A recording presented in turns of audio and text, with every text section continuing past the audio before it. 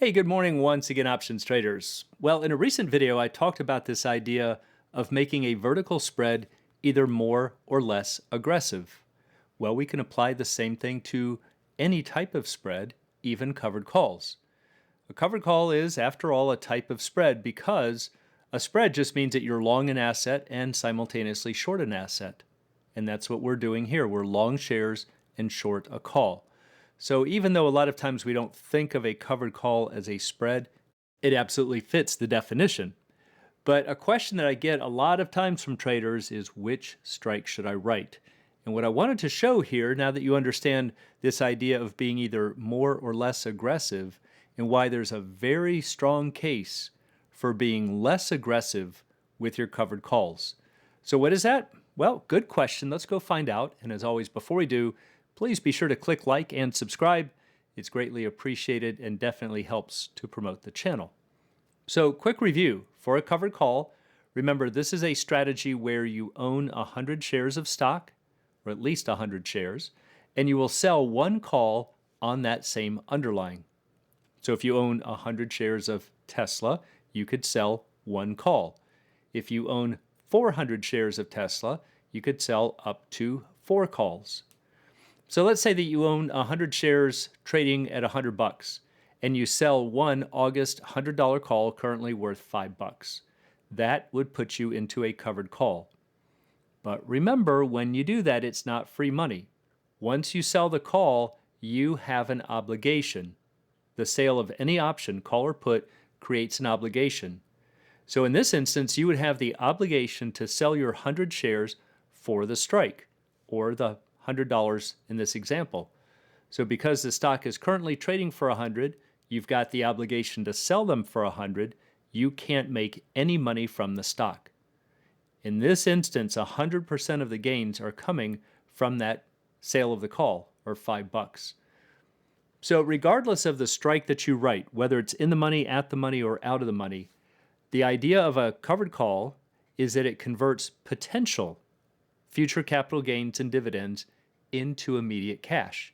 So you can think of this as the bird in the hand theory. If you buy the stock, yeah, it might go up, but it might go down. But if you sell that call, you've got cash for sure in the hand. Now that doesn't mean it's a guaranteed gain, because you're only going to get a fixed amount of cash, in this example $5, and the stock could certainly fall more than $5. But even if that happens, you are still better off because you lost less money. So that's really the idea behind the covered call, is to see that it creates a downside hedge. It's a very small insurance policy, and this is the main point that people forget. So let's take a look at this exact trade here. Stock trading for 100 and you sell the $100 call for 5. This is your risk graph. As I always point out, we get a bend right there at the strike. And the maximum gain here is $5. That's all from the extrinsic value of that call. And we can see that the highest part of this risk graph here in black is right there at 5. That's the very best that we can do. However, and this is important, we still hold 100% of the downside risk. So now you can see a little clearer the benefit of the covered call. When you owned the shares by themselves, this was your risk graph. But when you sell the call, look what happens to the risk graph. We shift to the left. We are moving away from the current stock price. In other words, we can afford to have that stock price fall by $5, the amount we receive from the premium, or 5%, and now just break even. But this is the big point that traders miss. They all want to sell the very far out of the money options because they say, oh, I have a lower chance of being assigned. I don't really want to lose my shares, and it looks like free money. I'm just going to sell these far out of the money options and pick up these little nickels and dimes. And again, it feels like free money, but they're creating no downside hedge. And those are very, very aggressive types of covered calls. So to see what's happening here and why there's an argument for making them less aggressive, let's go back to some of our pricing principles that we've talked about in previous classes. And the first one here is that lower strike calls cost more money. For any given expiration, as you look to lower and lower strike calls, they have to be worth more money. And that's because you have the right to pay less for the shares. And all things equal, buyers would rather pay less money. So we know that the $100 call will be more expensive than the 105, and the 95 call will be more expensive than the 100, and so on.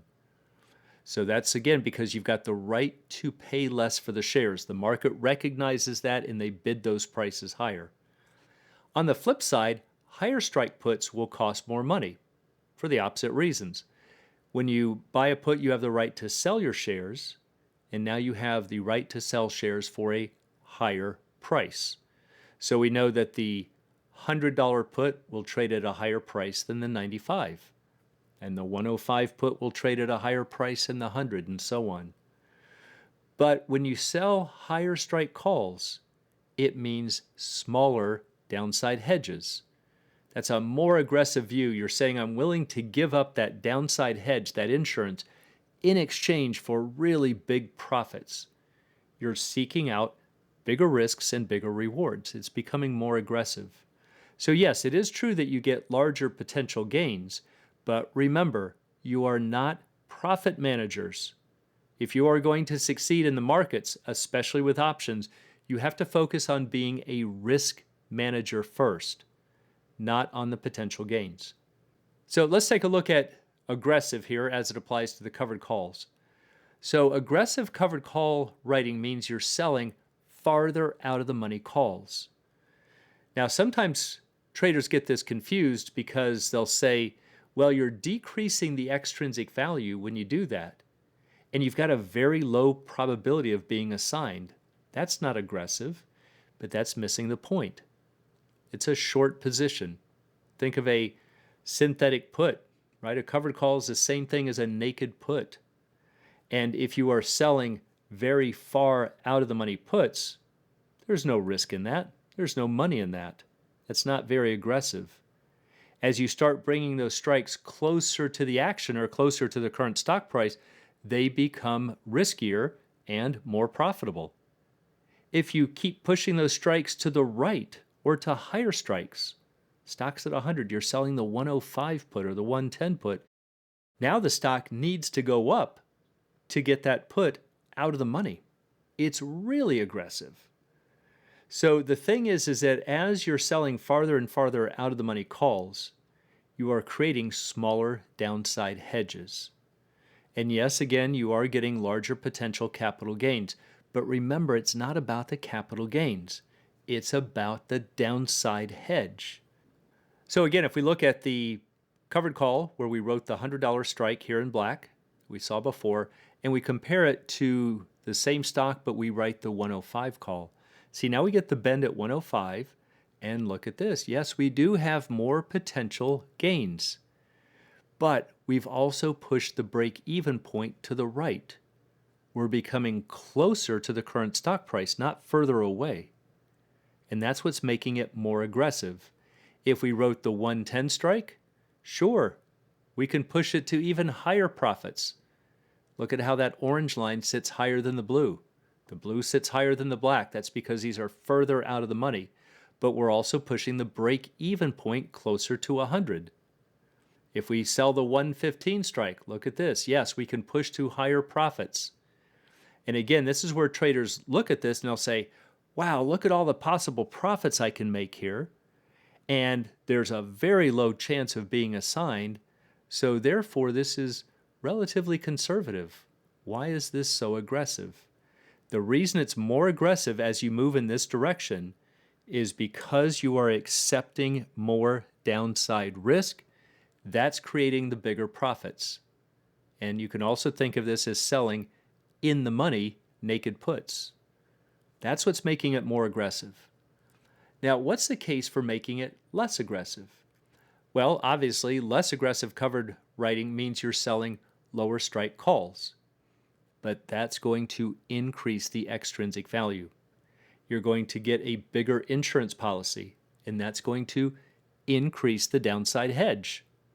Now, yes, it will reduce the potential capital gains, but remember, it's not a profit-seeking idea. It's a risk management idea.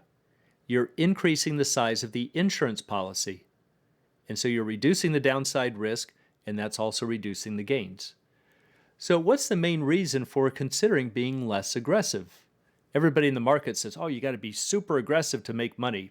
Lever yourself, make lots of money, take lots of leverage. They like the word aggressive.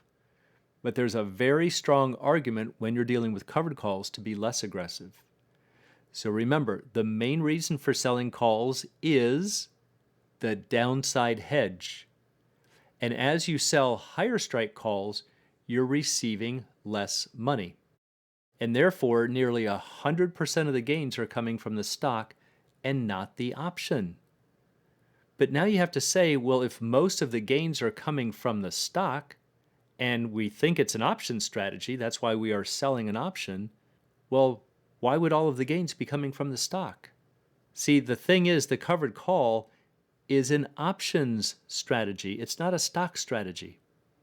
If you want 100% of the gains from the stock, buy the stock and hold on to it. Don't sell the call. But if it's an option strategy and you're trying to incorporate options into the mix, it is for reducing that risk. So let's say that the stock is trading for 100, and we'll do an exaggerated example where you sell the 120 call for, let's say, 50 cents. Now again, this is what a lot of traders like to do. They like to sell it far out of the money, pick up these little peanuts. They go, well, 50 bucks is 50 bucks. I got 50 bucks in my pocket and I've got no chance of getting assigned. This is extremely aggressive. And here's why. Here's your risk graph. There's our bend at 120. The most we can make in this example is $20.50. $20 from the capital gains in the stock. Remember, the stock is at 100. So if it rises up here to the 120 strike, that's the most you could ever make. 20 bucks on the stock. But you also picked up the extra 50 cents here, a few little breadcrumbs here from the sale of the call, so your total is $20.50. Now take a look at this. The max gain is $20.50, but $20 out of the $20.50 came from the stock. And therefore 98% of the returns from this strategy came from the stock. Well, that's hardly an option strategy. That sounds far more like a stock strategy. We can also see there's no downside hedge, or very little. You used to have a $100 break even. Now it's a whopping $99.50. Okay, great. You reduced it by 50 cents. See, that's why selling these further out of the money strikes are making it more aggressive. You're willing to take more downside risk in exchange for potentially bigger gains. But what makes it such a bad idea is that it's all coming from the stock. See, if you were selling an in-the-money naked put, then it's all coming from the intrinsic value in the put. But now it's, for the covered call, it's coming from potential capital gains in the stock. That's a stock strategy. And yet you have completely sealed off your upside gains. Now again, don't get caught up into saying, well, the probability is super low, that's never going to happen. That's not true. And even if it is very low, it's not zero, and the most you're going to make from it is 50 cents. So you have to say, is it worth sealing off the upside for 50 cents? That's what creates this red horizontal line here, the sale of the call. If you didn't sell that call, this black line would continue out this way. So you have to say, is it worth 50 cents to do that? So here's where it pays to consider in the money and make it less aggressive. You can sell in the money calls for larger downside hedges. Now, interestingly, you can still get relatively large extrinsic values. And this is what most traders overlook. They say, well, as soon as you're selling in the money options, there's no extrinsic values, and that is simply not true. So let's go over to the E-Trade platform and take a look at Tesla and how selling in the money versus out of the monies can give you the same extrinsic values, but very big differences in the amount of the downside hedge. Now we're into the E-Trade platform, and I've got Tesla up here. The markets are not open, and I usually do that because it's easier to see without the numbers blinking all over. But you can see that Tesla closed at 248 and change, up 3%, up $7 and change. So a big move for Tesla. Now, it doesn't matter which expiration we choose, you're going to get similar relationships, and it's the relationship that matters. So I'm just going to pick this one for August 9th. We've got 27 days to expiration. So let's start with the at the money. Now, the at the money, remember, will have the highest extrinsic value. So if we come up here in our extrinsic value column, let's see if we can get this to line up here. So the highest one on the board is right there, almost 18 bucks. That's the 250 strike. So if you were to sell that, yes, you're going to pick up $18 of extrinsic value, and that is exactly the size of the downside hedge. But now think about this. Let's say that you have a goal, which is what's going to help you make better decisions, and you would like to get $10 over this time period to meet your goal. Well, notice that there are two choices here. I can come up several steps. Right there is $10 of extrinsic value. Remember, when you write the option, that's the most you're ever going to make. But this is the 230 strike, and so it's trading for roughly 29 bucks. So if you sold that call, you would have a $29 downside hedge. But you could also get 10 bucks of extrinsic value in another way. Let's come down this way to the out of the monies. Here's one for 10.59, here's one for 9.22. So you can say, take your pick. If you sell this one for 10.59, yes, you might make a lot more money. That's the 270 strike.